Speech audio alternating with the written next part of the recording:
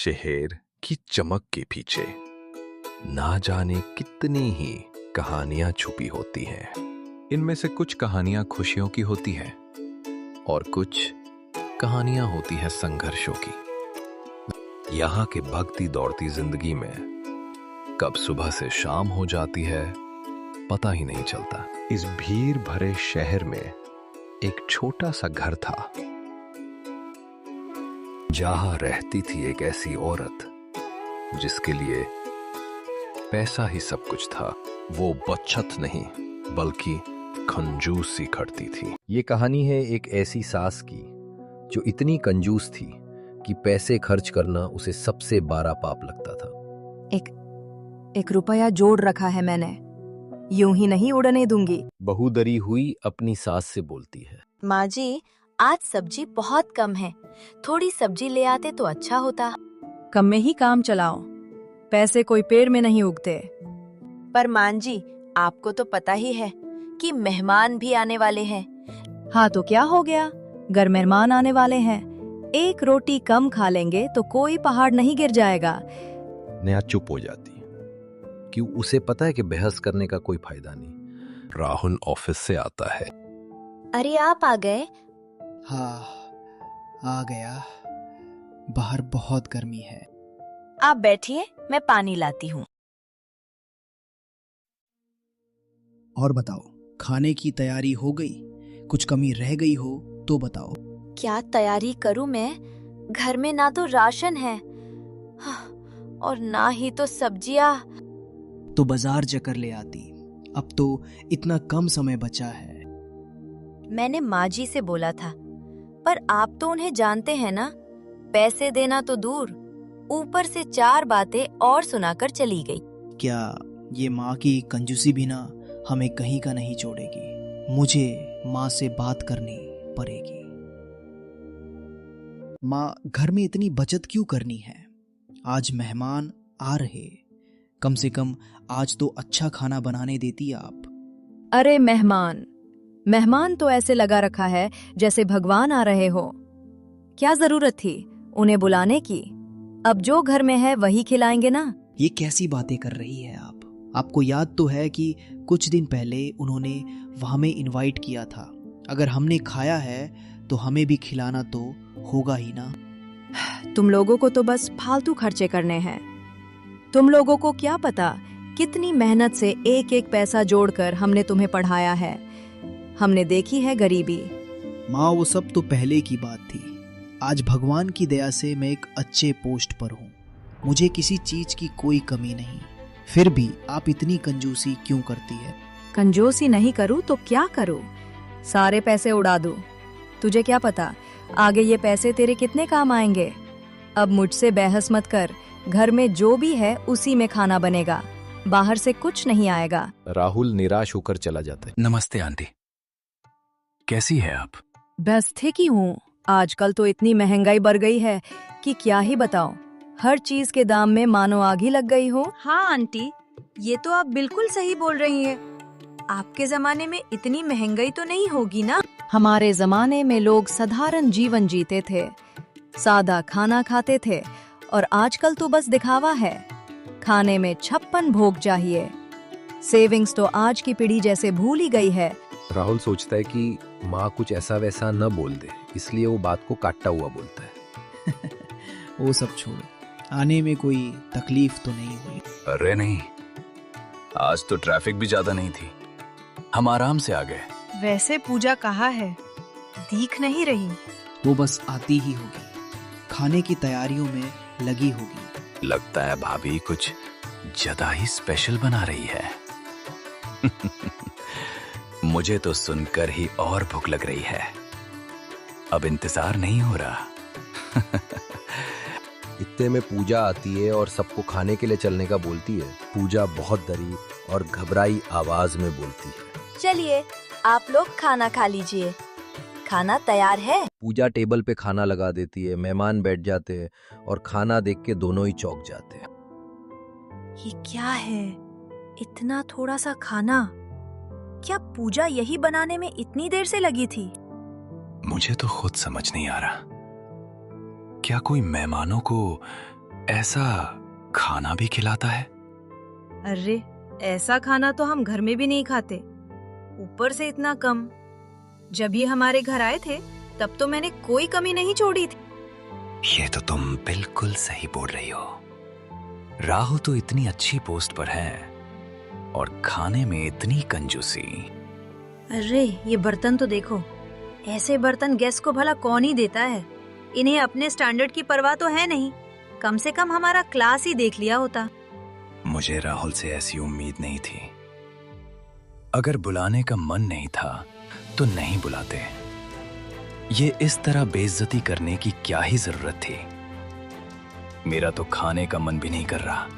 तो खाने की जरूरत भी क्या है? मैं तो कहती हूँ चुपचाप चलो यहाँ से, और आगे से इनसे रिश्ता रखने की भी कोई जरूरत नहीं। इतने ने राहुल भी आ जाता है और बोलता है, ये क्या, आप लोगों ने खाना शुरू भी नहीं किया। खाना? तुम इसे खाना कहते हो? तुम्हारे यहाँ मेहमान को चटनी और रोटी खिलाते हैं क्या? अरे पूजा, इस खाने को बनाने में तुम्हें इतना समय लगा क्या? हम तो इतना खाना मोहल्ले के जानवरों को दे देते हैं। माफ करिएगा, वो असल में अचानक राशन खत्म हो गया था, तो जल्दी जल्दी में यही बना पाई। राहुल, अगर तुम्हें खिलाने का मन नहीं था तो बुलाना नहीं चाहिए था। इतनी बेइज्जती आखिर क्यों? चलो जी, अब यहाँ 1 मिनट भी नहीं रुकना मुझे। ये खाना इन्हीं लोगों को मुबारक हो। अरे अरे रुकिए, इस तरह बुरा मानकर मत जाइए। मैं इस सब के लिए आपसे माफी चाहता हूँ। अगर आप बोलो तो मैं बाहर से कुछ ऑर्डर कर दूंगा। अब इसकी कोई जरूरत नहीं है। हमने तुम्हारी मेहमान नवाजी देख ली। अब इन सब का कोई मतलब नहीं। हम जा रहे हैं। और आखिर मेहमान राहुल से नाराज होकर चले जाते हैं। आज माँ की वजह से हमारे मेहमान भी गुस्सा होके चले गए। माँ की कंजूसी एक दिन हमें कहीं का नहीं छोड़ेगी। आप बिल्कुल ठीक कह रहे हैं। घर में तो हम ये सब झेल लेंगे, पर बाहर वालों को क्या पता कि माँ की रोक टोक की वजह से हम कुछ भी नहीं कर सकते। अब माँ को समझना ही पड़ेगा कि बचत और कंजूसी में बहुत फर्क होता है। माँ की बात मानते मानते जैसे हम जिंदगी जीना ही भूल गए हैं। मुझे तो याद भी नहीं कि आखिरी बार कब मैंने अच्छे कपड़े पहने थे, कब घूमने गई थी, कब अच्छा खाना खाया था। शादी के बाद जैसे मैंने अपनी सारी आजादी ही खो दी। पर अब और नहीं, अब कुछ तो करना ही होगा। मुझे माफ करना पूजा, मेरे वजह से तुमने भी बहुत कुछ झेला है। तुमने भी तो कितने सपने देखे होंगे और मैं उन्हें पूरा भी नहीं कर सका। पर मैं माँ से बात करूंगा और सब कुछ ठीक कर दूंगा। इस बार सिर्फ बात करने से नहीं होगा, इस बार हमें माँ को सबक सिखाना ही होगा, तभी वो सुधरेंगी। और पूजा राहुल को एक आइडिया देती है। दूसरे दिन सुबह कमला अपने रूम में नाश्ते का इंतजार करते हुए। अजीब बात है, दोपहर होने को है और बहू ने नाश्ते के लिए पूछा तक नहीं। लगता है महारानी अब तक सोई है। ये आजकल की बहुएं, इन्हें काम की परी ही कहा होती है। बस नरम बिस्तर पर पड़े रहना है। चलो देखूं तो, आज इसे बताती हूँ। अरे ये क्या, सारा का सारा राशन खत्म हो चुका है। बहू तो 1 महीने भी राशन नहीं चला पाती। सारे बर्तन भी खाली ही है, कुछ बना हुआ भी तो नहीं है। घर में कुछ भी राशन और खाना न देखकर सास को गुस्सा आ जाता है। सास कमला नेहा बहू के कमरे में गुस्से से आती है और बहू को सोया देखकर और गुस्सा हो जाती है। वाह, महारानी सो रही है। सुबह से पेट में एक दाना भी नहीं गया और इनकी अब तक सुबह भी नहीं हुई है। सुन रही हो, खाना वाना बनेगा या बस ऐसे ही आराम फरमाना है? माँ जी, पता नहीं क्यों सुबह से ही तबीयत बिल्कुल ठीक नहीं। बहुत कमजोरी महसूस हो रही है, उठने की हिम्मत तक नहीं हो रही। आज आप ही कुछ बनाकर खा लीजिए। क्या बनाकर खा लूं? तुमने घर में कुछ राशन छोड़ा भी है? सारा का सारा राशन खत्म हो गया है और ना ही तो कोई सब्जी और फल भी दिख रहे। खत्म होना ही था। मैं पिछले 4-5 दिन से आपसे पैसे मांग रही थी, पर आप मेरी बात कहाँ मान रही थी।